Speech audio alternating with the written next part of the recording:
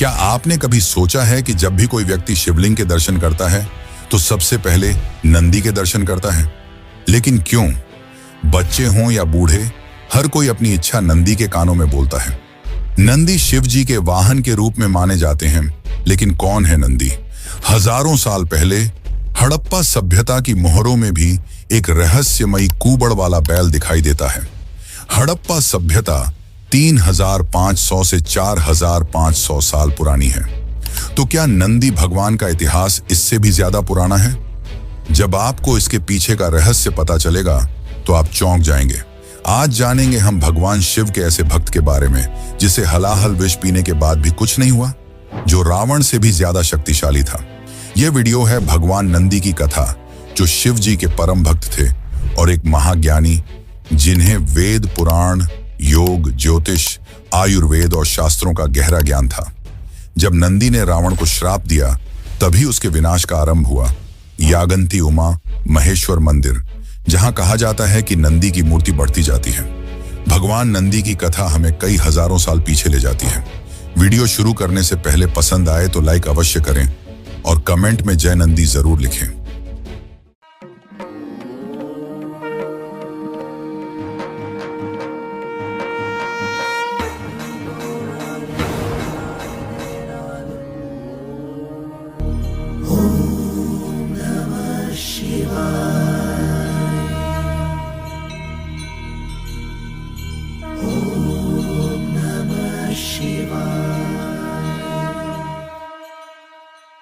कई हजारों वर्ष पहले, जब धरती पर देवताओं और असुरों का युद्ध चल रहा था, हर तरफ विनाश और असंतुलन का युग था, उसी समय हिमालय की गोद में रहते थे एक महान ऋषि, शिलाद मुनि।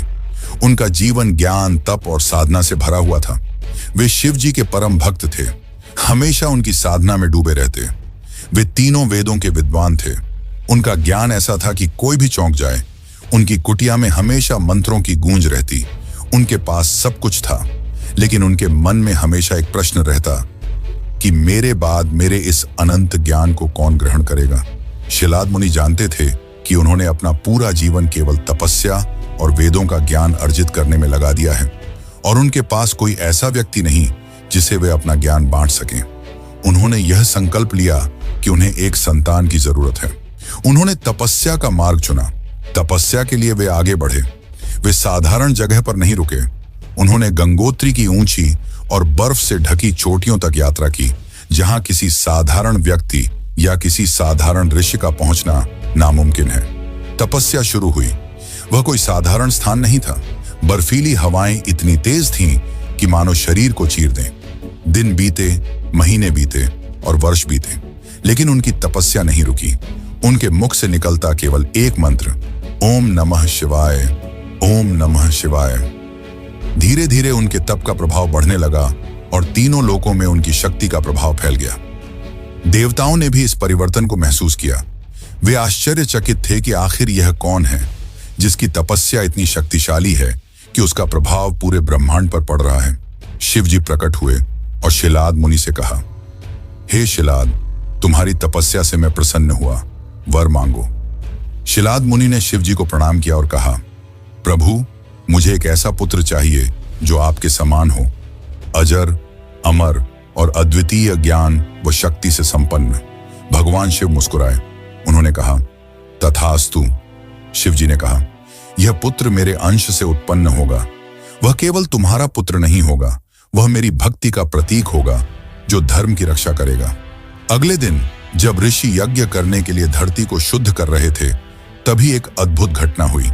जमीन में दरार पड़ी और दिव्य रोशनी निकली, जिसमें से एक बालक प्रकट हुआ। वह रो रहा था। ऋषि को समझ आ गया कि यह शिव जी का वरदान है।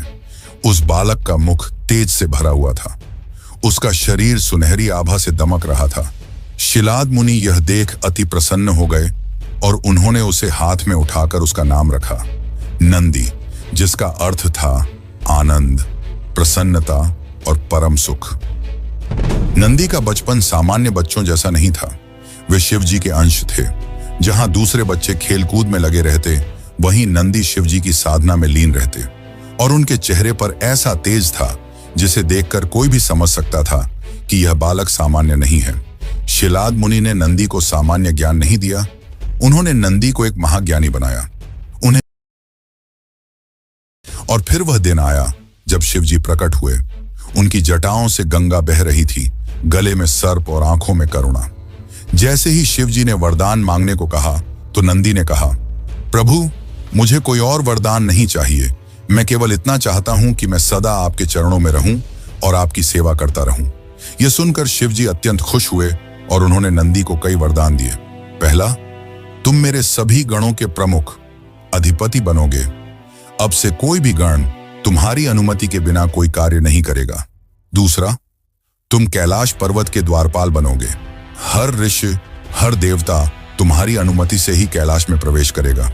और तीसरा, तुम मेरे वाहन ही नहीं बल्कि मेरे सबसे निकटतम मित्र भी बनोगे। फिर शिवजी ने अपना त्रिशूल उठाया और उसके प्रकाश से नंदी का मानव शरीर बदल गया। वे एक विशाल, शक्तिशाली और अजेय बैल के रूप में परिवर्तित हो चुके थे। उनका शरीर बर्फ के समान सफेद और निर्मल था और उनके सींगों पर स्वर्ण आभा चमक रही थी। लेकिन एक ऐसा रहस्य अभी बाकी है नंदी का, जिसे कोई नहीं जानता। आइए जानते हैं कैसे नंदी समुद्र मंथन से जुड़े हैं। कई वर्षों पहले देवताओं और असुरों ने एक साथ मिलकर अमृत पाने के लिए समुद्र मंथन किया। इसके लिए उन्होंने क्षीर सागर को मथना शुरू किया। एक ओर देवता थे, दूसरी ओर असुर, और बीच में मंदराचल पर्वत को मथनी और वासुकी नाग को रस्सी बनाया गया। मंथन से कई अमूल्य रत्न निकले और फिर निकला एक विष, जिसे हलाहल विष कहते हैं। इसे कालकूट भी कहा जाता है। जैसे ही यह बाहर आया, वातावरण इसकी गर्मी से जलने लगा। सभी देवता डरकर भाग रहे थे। सृष्टि का विनाश हो रहा था। यहां तक कि असुर भी डर गए और भाग रहे थे। महादेव ने बिना एक क्षण की भी देर किए ब्रह्मांड की रक्षा का निर्णय लिया। उन्होंने उस भयंकर हलाहल विष को अपने हाथों में लिया और उसे पी लिया। लेकिन यह विष इतना खतरनाक था कि स्वयं शिवजी भी इसकी गर्मी को नहीं झेल पा रहे थे। इसलिए उन्होंने इस विष को अपने कंठ में ही रोक लिया, जहां से उनका नाम नीलकंठ पड़ा। लेकिन जैसे ही शिवजी हलाहल विष का पान कर रहे थे, कुछ बूंदें उनके मुख से छलक कर नीचे गिर रही थीं। सभी यह देख रहे थे, लेकिन किसी भी देवता या असुर में यह साहस नहीं था कि उसे जाकर रोके। तभी शिवजी के वाहन और अनन्य भक्त नंदी बिना सोचे वहां प्रकट हुए, और जैसे ही वह विष की बूंदें धरती की ओर गिरने लगीं, नंदी ने उन्हें अपनी जीभ से चाट लिया। लेकिन यहां एक चमत्कार हुआ। नंदी को कुछ भी नहीं हुआ। न उनके शरीर पर कोई प्रभाव पड़ा, न ही उनकी शक्ति में कोई कमी आई।